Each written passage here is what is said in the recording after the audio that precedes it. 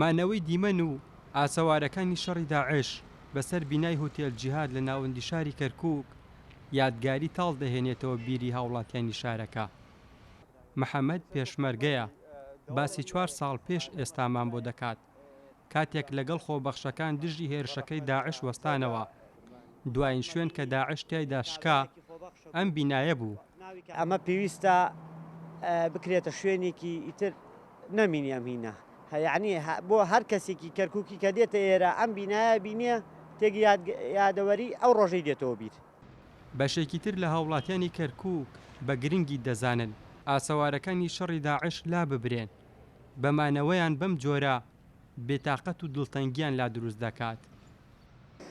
بەڕاستی ئەم بینایە زۆر کەسش کە بە ئێرانەیە ڕەتە بێ سیرێکی لە شاریکەوە هاتووە تەسویریەکە، یعنی شتی وا و ئەبزانم جوان نییە بۆ ئێمە جوان نییە بۆ شارەکە خۆش نییە. ئێمە داوای لە حکوومەتەکەین ئەم بینایە نوێژەنگ بکرێتەوە، با بڵین تازە بکرێتەوە لەبەرەوەی خەڵکێکی زۆر بە ئێریا ڕەتە بێ. پۆلیسی کەرکووک ئاسەوار و دیمەنەکانی شەڕی لەسەر بنکە و بارەگاکانیان نەهێشتووە. داواش دەکەن ئیدارەی کەرکووک ئەو ئاسەوارانە لە شوێنە گشتی و تایبەتەکانیش نەهێڵێت.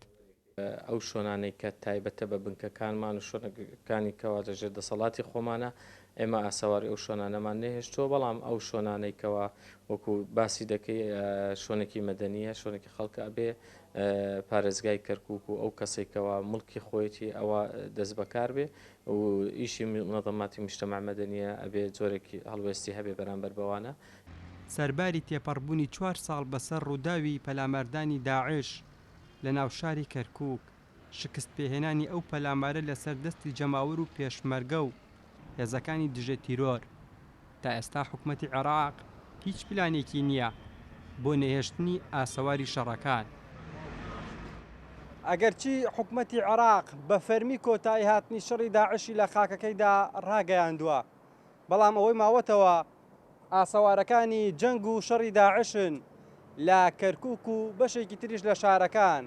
بۆیە ئێستا هاوڵاتیان دەڵێن پێویستە ئاسەوارەکانی جەنگ نەهێڵدرێن، چونکە کاریگەری زۆریان لەسەر بینین و بیری تاکەکان دروست کردووە.